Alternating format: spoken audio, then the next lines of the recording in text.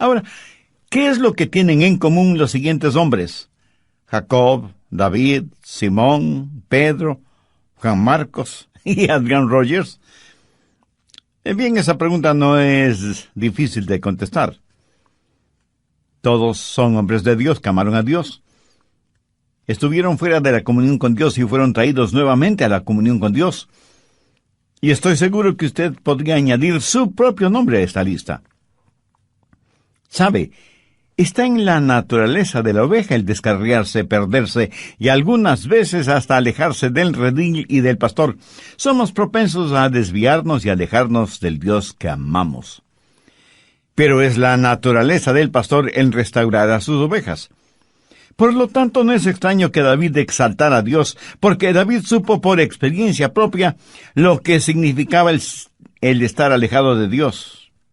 No en vano, en el Salmo 23, él reconoce a Jehová como su pastor, y por eso nada le faltará. Y Dios mismo confortaría su alma. Hoy quiero compartir con usted cómo estar bien con Dios y permanecer bien con Dios. Si no estamos bien con Dios, si no permanecemos bien con Dios, jamás podremos hacer nuestras las palabras de David en el Salmo 23, confortará mi alma. Me guiará por sendas de justicia por amor de su nombre. Muchos cristianos se alejan, se separan de Dios, pero esto no quiere necesariamente decir que están perdidos, sino que han perdido su comunión con Dios. Pero no están perdidos, porque hay un lazo espiritual muy especial entre usted y Dios, que no puede ser roto. Pero aunque es cierto que nuestra relación con Dios no puede ser rota, la comunión con Dios puede ser interrumpida y el gozo íntimo puede ser perdido. La oración de David en el Salmo 51 ilustra perfectamente este punto. Vuélveme el gozo de tu salvación. David no perdió su salvación, pero sí perdió el gozo de su salvación y quiso que ese gozo le sea restaurado. Y Dios le restauró, y por eso David pudo decir en el Salmo 23, confortará mi alma. Ahora, ¿cómo Dios nos restaura? Permítame compartir con usted 3 cosas maravillosas que he aprendido en el Salmo 23. Las he estudiado y meditado profundamente, y se han vuelto a mi experiencia personal. Primero, el ministerio del pastor. David se comparó a sí mismo como una oveja, por eso dijo, Jehová es mi pastor. En el Nuevo Testamento y el capítulo 10 de Juan encontramos que Jesús dijo, yo soy el buen pastor. Y Jesús, como el buen pastor, hace algo definitivo cuando sus ovejas se descarrían. De paso, le diré que hay 3 clases de ovejas. Las necias. ¿Conoce usted a alguien así? ¿No? Pues mírese en un espejo y verá a una oveja necia. Las ovejas necias quieren hacerlo todo a su manera. Por lo general pensamos que las ovejas como animalitos dóciles y fáciles de guiar, pero eso no es cierto. A veces las ovejas pueden ser muy necias. Quieren ir por donde ellas quieren ir. Por lo menos así lo dice el profeta Isaías, todos nosotros nos descarriamos como ovejas, cada cual se apartó por su camino. ¿Queremos hacer? Pues lo que queremos hacer. Somos necios a la enésima potencia, y son las ovejas necias las que necesitan ser restauradas. Segundo, hay las ovejas descarriadas. Estas son las ovejas que involuntariamente se descarrían. Son las que descuidadamente se van por otro lado y muchas veces caen en pozos de engaño y se ven rodeadas de espinas y se separan de su pastor, van a lugares muy precarios y necesitan ser restauradas y traídas de regreso al redil. Y en tercer lugar, las ovejas enfermas, porque las ovejas pueden enfermarse. Hay muchos enemigos allá afuera en forma de enfermedades que pueden envenenar, o enredar, o herir a las ovejas. Y cuando se enferman, las ovejas necesitan ser curadas, sanadas, restauradas. Entonces es la responsabilidad del pastor el cuidar de sus ovejas. ¿Pero cómo lo hace? ¿Cómo el buen pastor restaura a una oveja necia? Si usted es como una oveja necia, ¿cómo puede ser restaurado? Bueno, el buen pastor tiene 3 instrumentos para hacerlo: un báculo o cayado, una vara y una botella de aceite. Y él usa esas 3 cosas para restaurar a una oveja necia. ¿Qué es el báculo o cayado? El pastor buscaba un arbolito que estuviera recién creciendo, lo sacaba de raíz, cortaba todas esas raíces, limpiando el resto del palo, y lo pulía todo prolijamente. Y en el muñón que formaban las raíces al extremo del palo, clavaba unos cuantos clavos o incrustaba pedacitos de metal, hasta que el báculo tenía un considerable peso. Era una poderosa arma en sus manos. Le servía tanto para defender a las ovejas de sus depredadores naturales como de ladrones de ovejas. También podía servirle como una jabalina, y pasaba muchas horas practicando hasta tener una excelente puntería. Así que ese báculo no solo le servía para defender sus ovejas, sino para defenderse él mismo de los ladrones, los lobos y las aves de rapiña que abundaban en las colinas y los montes. Pero a veces tenía que utilizar el báculo de las ovejas para corregir a las necias, y lo hacía en forma drástica y severa. Con el báculo rompía una de las patas de la oveja e inmediatamente la vendaba poniéndole un soporte y cubriendo la pata afectada con aceite. Y esto lo hacía hasta cuando la oveja se sanara. Él llevaba a esa oveja enferma en sus hombros y la alimentaba y vertía aceite sobre el vendaje, y cuando la pata se sanaba, ayudaba a la oveja a estar firme en sus patas. Pero esto es lo interesante. La oveja enferma y restaurada en su salud permanecía muy cerca del pastor. En el material que estudié sobre este asunto, descubrí que esa oveja necia, quebrantada y disciplinada iba a donde el pastor iba, y se convertía en una especie de líder del rebaño. Extraordinario, ¿no le parece? Cuando leí esta información, no pude dejar de pensar en Oseas 6:1. Venid y volvamos a Jehová, porque Él arrebató y nos curará, hirió y nos vendará. ¿Lo entiende? El mismo Dios que nos hiere es el mismo Dios que nos cura, a fin de que podamos estar junto a Él. Creo que esta es la razón por la cual David dijo que antes de ser afligido, Él se había descarriado. Y en Hebreos leemos que el patriarca Jacob, quien fue también un pastor, se alejó de Dios. La Biblia nos dice que Jacob luchó con Dios físicamente. ¿Sabe lo que Dios hizo? Vayamos a Génesis, capítulo 32, versos 24 y 25. Así se quedó Jacob solo, y luchó con él un varón hasta que rayaba el alba. Y el varón le tocó en el sitio del encaje de su muslo, y le descoyuntó el muslo de Jacob. ¿Lo ve? Jacob fue herido por Dios. Descoyuntó su muslo, y el patriarca tuvo que caminar el resto de su vida apoyado en un bastón.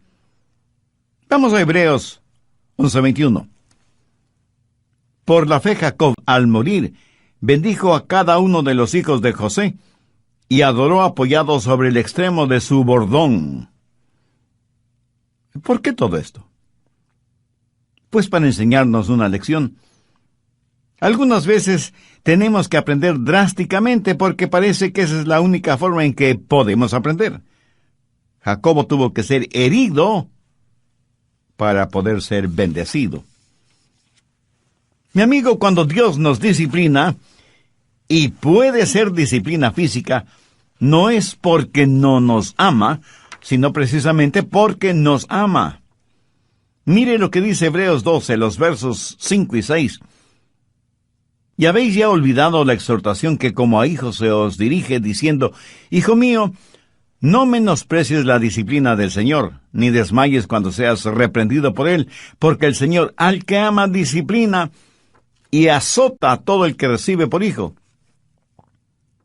¿Qué padre si ama realmente a sus hijos no los disciplina cuando es necesario?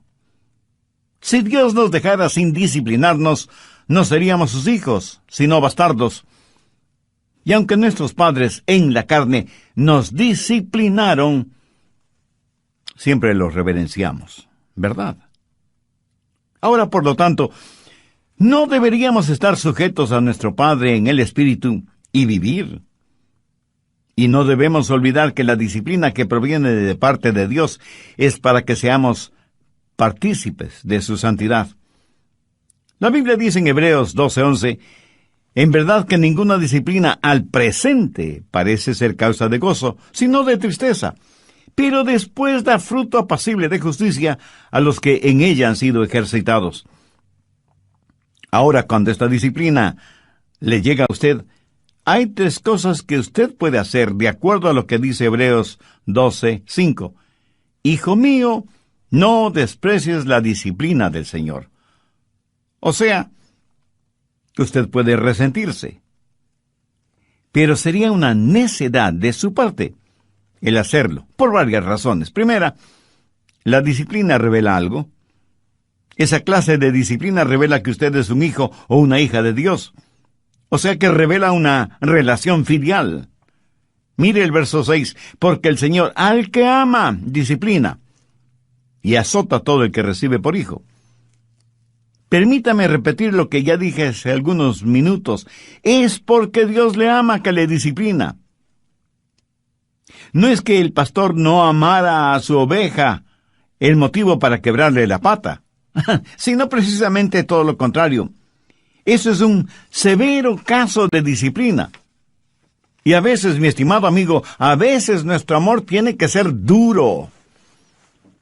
Y seguramente algunos de ustedes burlonamente me dirá, bueno, yo vivo en pecado, hago lo que quiero hacer, voy a donde se me antoja, soy el capitán de mi propio destino y sin embargo Dios nunca me ha disciplinado. Pues, mi amigo, le aconsejo poner mucha atención al verso 8. Pero si se os deja sin disciplina, de la cual todos han sido participantes, entonces sois bastardos y no hijos. ¿Qué está diciendo Dios? Dios está diciendo que si usted fuera hijo de Él, ya le hubiera disciplinado. Pero si no es hijo de Dios, si usted declara que es un cristiano sin serlo, entonces usted es un bastardo. Y recuerde que esta dura expresión proviene de las palabras de Dios. Así que no argumente conmigo al respecto, argumente con Dios. En segundo lugar, renueva su adoración. En el verso 9 leemos, por otra parte, tuvimos a nuestros padres terrenales que nos disciplinaban y los venerábamos. ¿Sabe que hombres maduros no tienen ningún problema contando cómo sus padres les disciplinaban? Dicen, por ejemplo, mi padre cuando me disciplinaba con todas sus fuerzas. Lo interesante es que estas declaraciones las hacen con verdadero orgullo y dicen, les dábamos verdadera reverencia porque sabíamos que tenían definidos sus valores y paradigmas y por eso les amamos y les respetamos. Yo siento verdadera tristeza por niños que viven en hogares en donde sus padres no les aman y por lo tanto no les corrigen. ¿Sabe que la disciplina revela nuestra relación con Dios y renueva nuestra adoración? Ahora bien, si damos reverencia a nuestros padres terrenales, ¿no deberíamos dar adoración, respeto y veneración a nuestro Padre Celestial? Dios no está en el negocio de primordialmente hacernos saludables y felices, sino santos. Dios no le salvó para sencillamente llevarle al cielo. Ese es un beneficio extra. Dios le salvó para hacerle santo como Él. ¿Y cómo lo hace? ¿Qué es lo que la disciplina hace para restaurar a una oveja? Revela su relación filial. renueva su adoración y restaura su comunión con Dios. ¿Le gustaba a usted el ser disciplinado, castigado por sus padres, especialmente por su papá? Cuando usted era niño y su padre le iba a castigar, corría usted hacia su papá y lleno de gozo le decía: «Oh, esto es estupendo. Estoy feliz de que esto me suceda a mí. Mi papá me va a dar una buena paliza, pero me siento feliz. Bendito sea Dios. Papá, tú eres maravilloso y sabio. Gracias por castigarme». No, ni usted ni yo actuamos de esa manera, ¿verdad? ¿Por qué no nos gusta ser disciplinados, castigados, aunque hayan existido razones válidas para esa disciplina? Personalmente, cuando mi padre me castigaba, me disciplinaba, le debo confesar que él no me parecía ni amoroso, ni sabio, ni maravilloso. Así que, en primer lugar, menospreciamos la disciplina. En segundo lugar, no nos desmayamos frente a la disciplina. Mire el verso 5 de Hebreos 12. Ni desmayes cuando eres reprendido por él. ¿Alguna vez ha visto a un hijo o a una hija fingir desmayo cuando ve que el castigo es inminente? Bueno, yo lo he visto varias veces. Dios ejercita disciplina y la gente renuncia a Dios. Tiran la toalla. Se convierten en trotamundos espirituales y eso es algo terrible. Mi amigo, lo que hace Dios no es para que nos alejemos de Él, sino para que nos acerquemos a Él. No desprecie la disciplina. No finja desmayos frente a la disciplina. La Biblia dice que toda disciplina tiene un propósito específico. ¿Cómo maneja el pastor a una oveja necia? Con la vara de la disciplina. ¿Y qué de las ovejas que no son necias? ¿Qué clase de oveja es usted? ¿Necia? ¿Descarriada? ¿O enferma? Recuerde que Dios no deja de amarnos porque somos pecadores. Dios no nos ama más si somos menos pecadores, de acuerdo a nuestra propia opinión, ni nos ama menos si somos más pecadores. Dios nos recibe como somos, pero por el amor que nos tiene, no nos deja como somos, sino que nos va perfeccionando cada día, para que lleguemos a ser a semejanza de su Hijo Jesucristo. Esta esperanza también podrá ser suya, si tiene una relación personal con Dios, por medio de Jesús. Pudiera ser que usted sea una persona muy popular, carismática, muy importante e influyente en el nivel político, social y financiero. Desde el punto de vista del mundo, usted es un hombre de éxito. Pero, ¿qué piensa de usted, su esposa, sus hijos, sus amistades íntimas? ¿Qué tan importante es usted en sus vidas? El hecho de ser tan importante pudiera ser que le abra todas las puertas materiales, sociales y políticas, pero jamás le abrirán las puertas del cielo. Dios no le ama porque usted es importante. Usted es importante porque Dios le ama. ¿Lo entiende? Si usted este mismo momento se arrepiente de sus pecados y hace una decisión espiritual por Cristo como su Salvador y Señor, Él le perdonará inmediatamente, estará con usted permanentemente y le salvará completamente, y además le guardará eternamente. Recuerde que la decisión que usted haga o no haga este momento tendrá repercusiones eternas. Piensa en lo siguiente. Si usted dice que no va a tomar ninguna decisión ahora, pues ya tomó una decisión en contra de Cristo. El evangelista Dr. Lucas cita unas inquietantes palabras de Cristo, quien dijo: «El que no es conmigo, contra mí es. Y el que conmigo no recoge, desparrama». Mike Glenn, quien era un jugador profesional de fútbol americano, jugó por la Universidad de Auburn y luego profesionalmente jugó para los Delfines de Miami. Cuando él se graduó en Auburn, su entrenador le preguntó: «Mike, ¿me ayudarías a reclutar a algunos candidatos?» Mike le dijo que sí, y a su vez le preguntó: «Entrenador, ¿qué clase de prospectos estamos buscando?» Y el entrenador le dijo: Hay jugadores que cuando son derribados en el campo de juego, se quedan tendidos en el suelo. Esa clase de jugadores no nos interesan. Cuando un jugador es tumbado y se pone de pie inmediatamente y nuevamente es tumbado y vuelve a ponerse de pie, tampoco es el tipo de jugador que buscamos. Pero sí nos interesa el jugador que puede poner en el suelo a los demás. ¿Qué tal? Y gracias por acompañarnos en este nuevo estudio bíblico con el Dr. Adrián Rogers. ¿No le gustaría a usted pasar de la defensiva a la ofensiva? ¿Qué tal si pasáramos de ser una víctima a ser una persona fuerte en el Señor?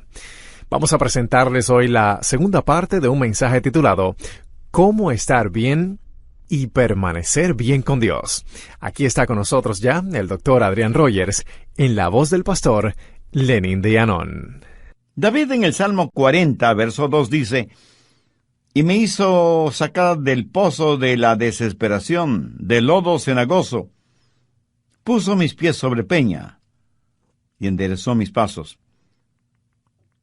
David habla de lo mismo al compararse con una oveja que ha sido disciplinada, guiada, rescatada y protegida por el pastor. Algunas veces una mamá oveja, por estar pastando por aquí, por allá y más allá, se olvidaba de su pequeño corderito. El pastor observaba lo que estaba sucediendo y con el cayado guiaba a la mamá oveja a donde estaba su corderito. Eso es lo que necesitan hacer los pastores en nuestros días, a fin de que ovejas y corderitos estén juntos, permanezcan juntos y se desarrollen juntos. Porque el diablo está tratando por todos los medios de destruir los hogares, de destruir las familias, de romper la unidad del cuerpo de Cristo que es la iglesia. ¿Cuándo sucede eso? Cuando caemos, cuando somos débiles espiritualmente, cuando nos apartamos de Dios y nos contaminamos con el pecado. Pero gracias a Dios que Él tiene una vara y un cayado, no solo para disciplinarnos, guiarnos, rescatarnos y defendernos, sino también para mantenernos junto a Él. Pero aún hay algo más. Todos somos ovejas enfermas. Verá, cada noche el pastor traía las ovejas al redil. Recuerde que Jesús es la puerta de las ovejas. Dentro del redil las ovejas estaban seguras, pero en la puerta estaba el pastor bloqueando el mismo hueco que servía como puerta del redil. De esa forma nadie podía entrar o salir del redil sin que el pastor lo supiera. Y cada noche él las contaba y las llamaba por su nombre. Y no solo que las contaba y las llamaba por su nombre, sino que además las acariciaba. Ponía sus manos sobre sus ovejas y hundiendo sus dedos en la lana y mirando atentamente, buscaba por si su oveja tenía alguna herida o por si algún insecto se había adherido a la piel de la oveja. Y cuando encontraba alguna herida o alguna laceración en la piel de la oveja, usaba el aceite para curarla. Especialmente los cortes en la cabeza o en las fosas nasales. Literalmente, ungía la cabeza de la oveja con aceite. Ese aceite estaba mezclado con sulfuro y brea y servía también como insecticida para alejar a las moscas que pululaban alrededor de la nariz de la oveja. Gracias a Dios que el aceite, que representa al Espíritu Santo que nos protege de moscas diabólicas y que nos consuela cuando estamos lacerados y doloridos o cuando estamos heridos espiritualmente. Nuestro buen pastor nos conoce, y nos conoce por nombre, y nos restaura, y nos sana, y nos cuida, para que siempre estemos junto a Él. El buen pastor David tuvo todas esas cosas en mente cuando dijo: confortará mi alma. David fue necio, y tuvo que ser quebrantado. Se desvió del camino y tuvo que ser traído de regreso. Y aunque estuvo herido de gravedad, Dios le sanó. ¿Le agradece a Dios usted cuando le disciplina, cuando le corrige? Y pienso en mi propia vida. Y sé que estoy vivo porque mi buen pastor usó conmigo su vara, su cayado y su botella de aceite. ¿Puede usted decir lo mismo? ¿Puede recordar las veces en que Dios usó su vara y su cayado en usted? Yo sí me acuerdo. Pero Él no solo ha usado su vara y su cayado en mí, sino también su aceite curador, sanador, renovador. Yo doy gracias a Dios por su Hijo, mi buen pastor, el que conforta mi alma. En tercer lugar tenemos la maestría del pastor. El buen pastor no solo que restaura nuestra alma y nos guía por sendas de justicia, pero para restaurarnos Él tiene que tener dominio sobre nosotros. Y cuando tiene dominio sobre nosotros nos guiará, será nuestro maestro, nuestro mentor. ¿Sabe cuál es el triste problema para muchos seres humanos? Que están más interesados en ser restaurados físicamente que en ser sanados espiritualmente. Si es que usted no camina desde la restauración hasta la justificación, usted estará de regreso a los mismos viejos problemas. Muchos quieren caminar rectamente, pero no en el camino de la obediencia a Dios. Recuerde que a quien mucho se le ha perdonado, mucho debe amar. Debemos ser como la oveja con la pata quebrada que quiere estar junto a Jesús, porque Él es su maestro que quiere guiarle para que usted nunca se desvíe. Así que, ¿cuándo aprenderemos? ¿Cuántas veces más resbalaremos y caeremos antes de aprender a estar junto al buen pastor? Recuerde las palabras que Jesús mismo dijo. Él es el buen pastor, y sus ovejas conocen su voz y le siguen. Ahora escúcheme. 3 cosas son necesarias para seguir al buen pastor. Primero, tiene que estar obsesionado con el pastor. O sea, usted debe amar apasionadamente a Jesús. Su amor por Él debe estar por encima del amor que pueda tener por cualquier otra persona o cualquier otra cosa. Segundo, tiene que observar detenidamente al pastor. Como ya lo he mencionado antes, las ovejas tienen una muy pobre vista. Para todo propósito práctico, el pastor es quien tiene buena vista, como para compensar la mala vista de sus ovejas. Tercero, usted tiene que obedecer al pastor. Usted no puede obedecer a nadie cuya voz desconoce. ¿Cómo puede escuchar la voz de su pastor? Únicamente teniendo su tiempo de quietud.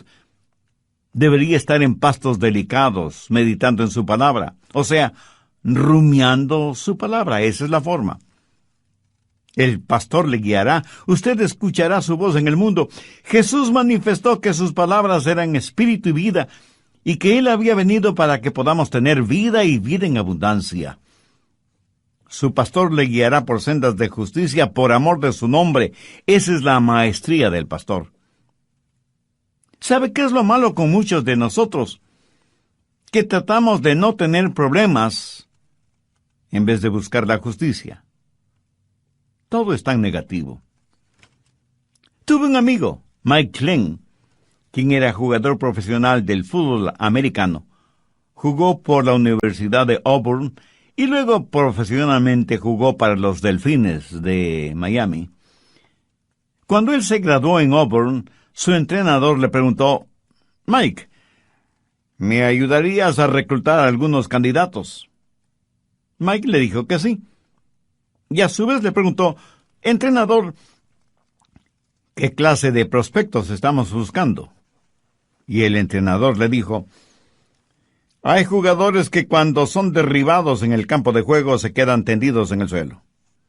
Esa clase de jugadores no nos interesan.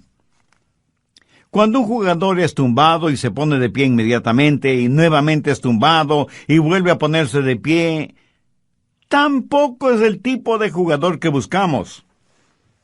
Pero sí nos interesa el jugador que puede poner en el suelo a los demás. Mi amigo, yo soy muy grato por tener un Dios que nos restaura, que cuando estamos caídos nos levanta. Y a todos nos gusta estar de pie, pero no nos gustaría el pasar de la defensiva a la ofensiva. No nos gustaría ser una verdadera fuerza de Dios, que simplemente ser una víctima siempre en necesidad de restauración. El pastor me guía por sendas de justicia. Usted, mi amigo, ¿por qué no determina hoy mismo que va a estar bien con Dios, que está listo para escuchar la voz del pastor, que va a sumergirse en la palabra de Dios?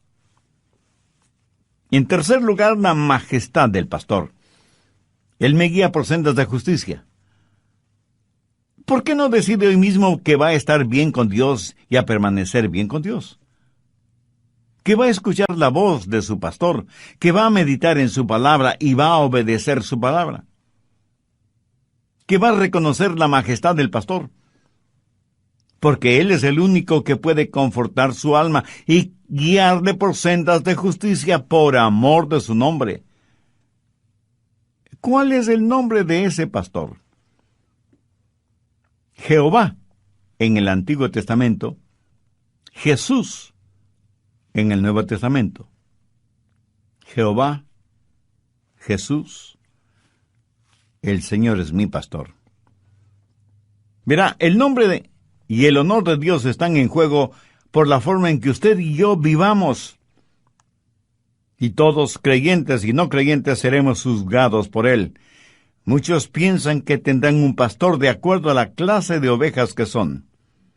Escúcheme, el honor, la reputación del pastor se basa en la actividad, el bienestar y la obediencia de las ovejas. Jesús nos enseñó a orar: Padre nuestro que estás en los cielos, santificado sea tu nombre. El rey Salomón dijo que el nombre de Jehová era como bálsamo. Voy a compartir con usted algo muy interesante.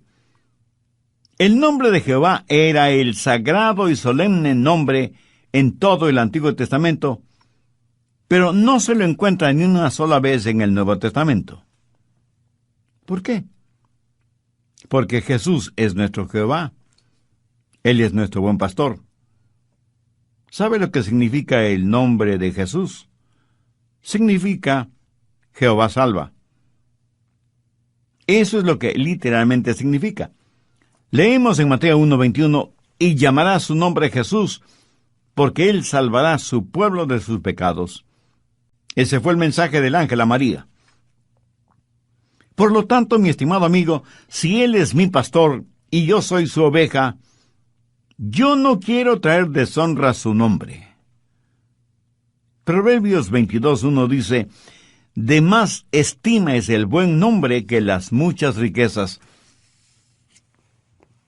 Cuando nuestros hijos eran pequeños, yo les llevaba a la escuela y les decía, al despedirme: recuerden que les amo mucho, pero también quiero que recuerden quiénes son y a quién en realidad pertenecen. ¿Saben?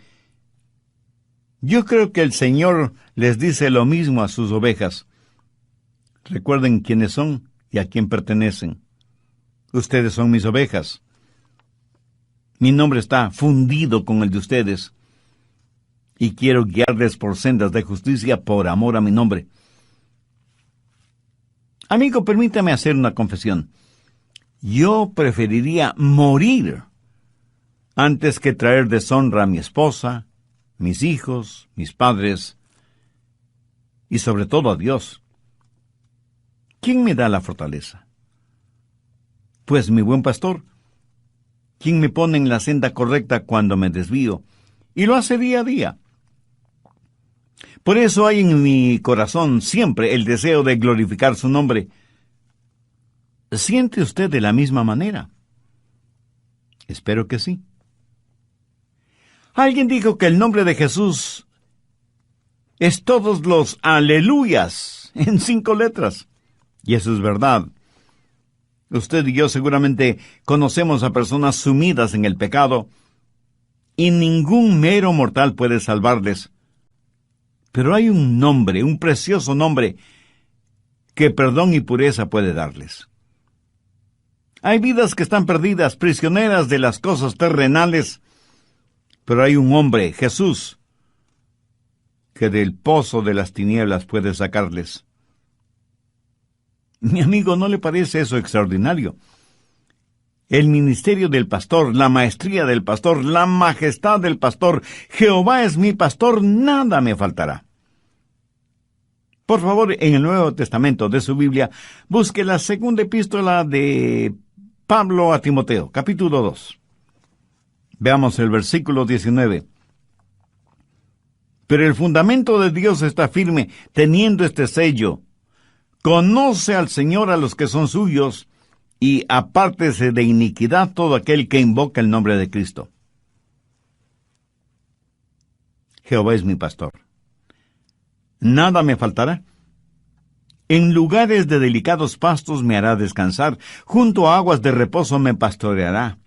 Confortará mi alma. Me guiará por sendas de justicia, por amor de su nombre. Aunque ande en valle de sombras de muerte, no temeré mal alguno, porque tú estarás conmigo. Tu vara y tu cayado me infundirán aliento. Aderezas mesa delante de mí en presencia de mis angustiadores. Unges mi cabeza con aceite. Mi copa está rebosando. Ciertamente el bien y la misericordia me seguirán todos los días de mi vida, y en la casa de Jehová moraré por largos días. Mi amigo, mi amiga, ¿es Jehová su pastor?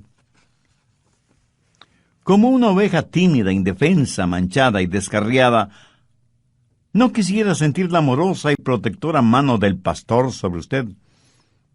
Si usted aún no tiene una relación personal con Dios por medio del Señor Jesucristo, le invito a hacer esa decisión, la más importante decisión de su vida. Piensen en lo siguiente.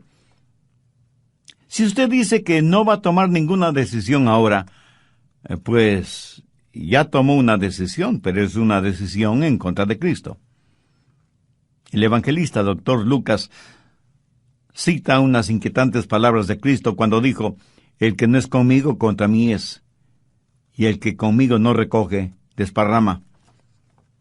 Voy a decir una sencilla oración, y si usted así lo desea, repítala conmigo, pero dígala con fe, sinceramente, depositando toda su confianza en Jesús. No se sienta incómodo hablando con Dios. Aún silenciosamente podrá hablar con Él, porque Él conoce las intenciones y motivaciones de su corazón.